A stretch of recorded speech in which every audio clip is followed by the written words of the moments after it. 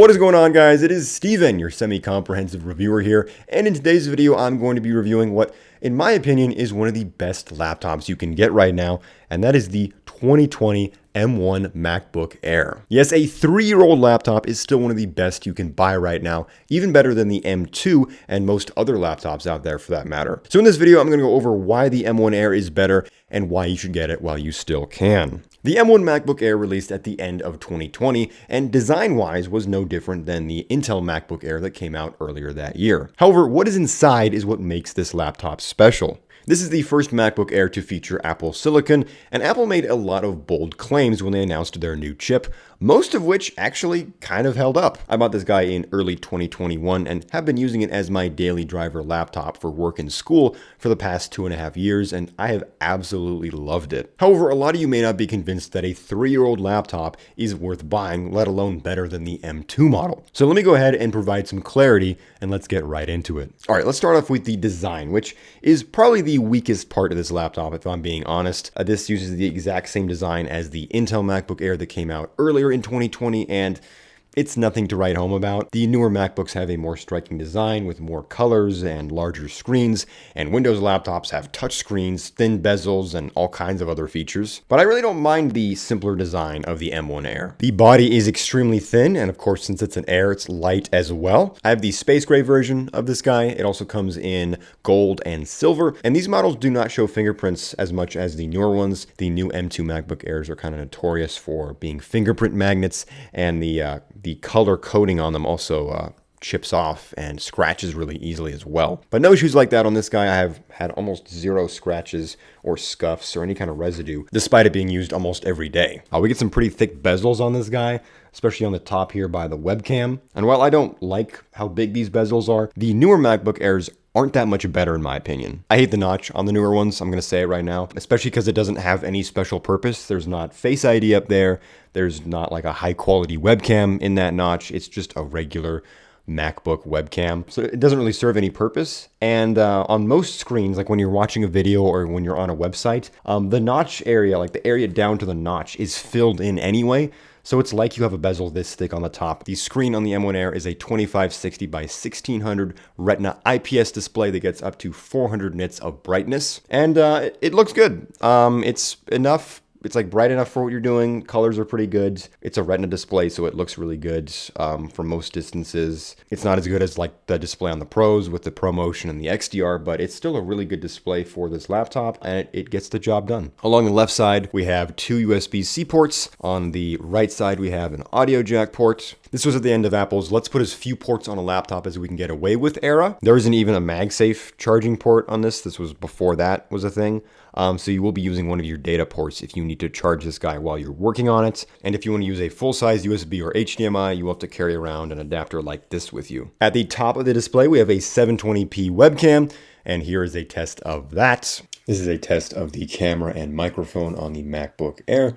Not great quality, as you can see. Apple isn't exactly known for making great webcams in their laptops, and they don't really break the trope here. On either side of our keyboard, we have our pair of stereo speakers, and these sound amazing. These are easily some of the best speakers on a laptop, probably only topped by the M1 and M2 MacBook Pros. I will regularly just use this guy as like a portable speaker when like listening to music in my room. It fills the whole room up, and the range as well as the bass on this guy is surprisingly good for a laptop this small and thin. Right between those speakers, we have the Magic Keyboard. This design is the first after Apple switched from those horrible butterfly switches over to a more traditional scissor switch style keyboard. And this version feels great to type on. The keys feel squishy despite being low profile. I feel like this style of keyboard is the one I type best on, and it just feels so comfortable and natural to use. Obviously, keyboard height and travel really comes down to personal preference, but for me, this is exactly what I'm looking for in a keyboard, and one of the best out there on any laptop. We also get Touch ID in the upper right corner, as reliable as ever for a fast passwordless unlock. And lastly, at the bottom, we have our trackpad. This is a nice and big trackpad. In my opinion, Apple makes some of the best trackpads in laptops, and this one is no different.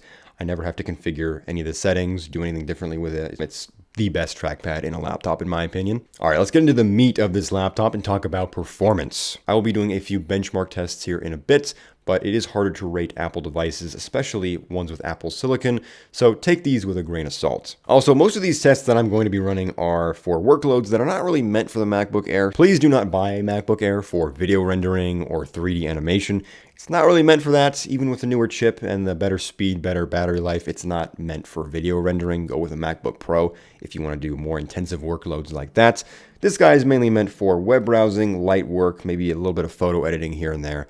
And that's about it. So I'm going to start off with some real world examples of how I've used this laptop and how it's handled my workflow. So I mainly use this laptop for doing research and taking notes in class and doing schoolwork. And I can easily be Googling something in one tab, be watching a video presentation in another, and taking notes in a third, all at the same time without any issues on this guy. It's great for multitasking, basic stuff like web browsers, Word documents, as well as videos. I personally keep a lot of Chrome tabs open. It's a real problem. I have probably about 20 to 30 Chrome tabs open at all times. Please send help. But I can easily switch between those 30 Chrome tabs over to a Word document without this guy slowing down at all. I can navigate between tabs, search something, open up a new tab, play a video while I have those 30 tabs open, and this guy doesn't slow down at all. Every Mac and Windows laptop I used before this was brought to its knees when I had more than 15 Chrome tabs open while trying to do something else. And that's with Google Chrome, which isn't even as optimized as Apple's own web browser, Safari. So if you use that, you might get even better performance out of it. Now, just for the heck of it, I did try to do some video editing in Premiere, and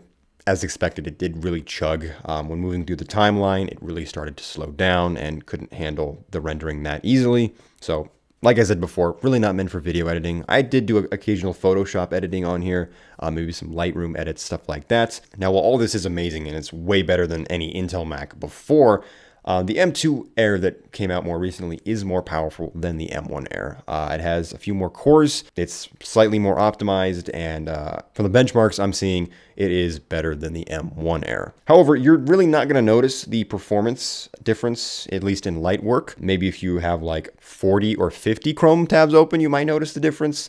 Or if you're doing like a lot of multitasking, you will notice that. But for the average user who's just going to be doing web browsing and multitasking between like 3 different programs, the difference isn't going to be that significant. One feature that Apple boasted a lot about during their M1 announcement was the improved battery life over the Intel models. And I can say that battery life is easily the best feature of the M1 MacBook Air, to the point where it's kind of silly. The battery life quoted by Apple for web browsing and light work is about 15 hours, while it is 18 hours for video playback, specifically on Apple TV, but roughly around 18 hours for video playback in general. And you'll probably see a little bit less for high intensity workloads, probably closer to 9 to 10 hours if you're doing a lot of photo and video editing. And I can say that while Apple's quoting the battery life under ideal circumstances, the actual number isn't too far off. Even though my battery has aged over the past couple of years, I can still get easily 12 to 13 hours of light work done on it. At a full charge, I can work all day on this guy and have some battery left over for the next day as well. The battery life on this guy is double that of the Intel MacBooks and a lot more than most other Windows laptops out right now. However, the battery life itself is not really that revolutionary. There are Windows laptops out right now that have either equal or longer battery lives, and some of the newer Pro models also have longer battery lives as well. The main advantage of the M1 chip and this new battery life is the standby time. Apple doesn't give a firm quote on how long the standby time is because it does vary depending on what programs you have open when you put it into sleep mode, which on this model is literally just closing the lid and then it comes back on right after you open the lid, like immediately right back on. Some people quote around a 5% drop over 8 to 9 hours. Others quote a 1% drop over 6 hours. I can say from firsthand experience that I have left my MacBook Air at 80% battery, left for a week, and then come back to it at 50% battery. Oh, and yeah, it opened up and turned on instantly. I mean, that's the silly part. I mean, I know if I close my MacBook Air tonight and it's at 20% battery, if I go to open it up tomorrow morning, I will still have enough power to probably work for an hour before having to charge it. No other laptop I've used, Windows or Mac before this, has had that ability, especially Windows computers. I don't know if any of you have used a Windows laptop before, but they're kind of notorious, especially now, for just dying in sleep mode. You'll go to put them into sleep mode and they'll just completely drain overnight. I mean, the fact that I can just set this guy down, close the lid, and just leave it overnight and not have it drain more than 1% is insane. I mean, it's awesome. And this is why I still use the M1 Air to this day, because I can just leave it somewhere and then work on something else and then come back like a week later and it's like I can just open it right up and it's still there with like 50% battery. Now, you do get a similar experience with the M2 MacBook Air. It's not too different. Apple also quotes the exact same battery life, about 18 15 hours of video playback, 15 hours of web browsing and light work. However, from what I see online, a lot of people seem to think that the M2 Air drains just a little bit faster than the M1 Air. Okay, so we've gone over most of the features of the M1 Air, but maybe you're not convinced yet. After all, the M1 Air has been equal to, if not a little worse than the M2 MacBook Air. Well, there's one thing I've not mentioned yet, and that is the price. The base model M1 Air normally goes for $999, and the M2 Air normally goes for $1,099. However, the M1 Air regularly goes on sale down to $750. Now, as of recording this, the price is $950 on Amazon and Best Buy. But just this past week when I was researching this video, the price was $750. And as you can see here, the price goes down that low on a regular basis and will go down that low again because we are approaching the holiday season. The M2 Air also does go on sale, but typically it only goes down to around $950 at its lowest. So my advice, wait until the M1 goes on sale. It basically goes on sale every month,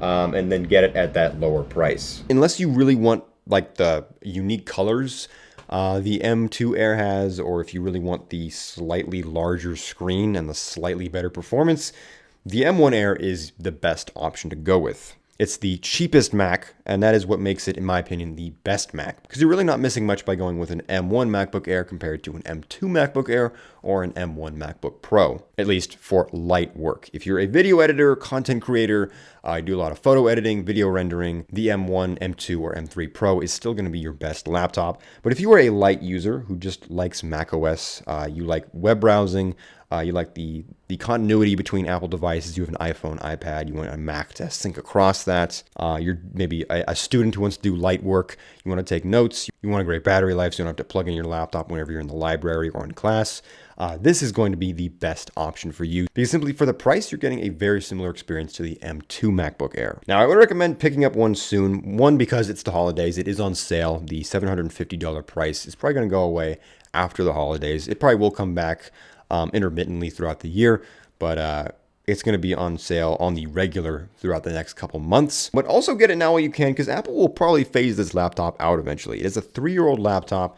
Apple is known for supporting their devices for a long time, but even for Apple, this is a long time to sell the same model, and I highly doubt they're going to have this for next Black Friday on the same kind of sale. For the $750 price, this is probably one of the best laptops period you can get right now. All right, that about does it for this video. Let me know in the comments if you want to get a MacBook Air now, and if you already have one, let me know what your experience is like with this laptop. And let me know if you agree or disagree with my opinion that this is the best laptop you can get right now. I stand by that. I think this is the best one you can get, just because of its size and its power and all the things I literally just said about it.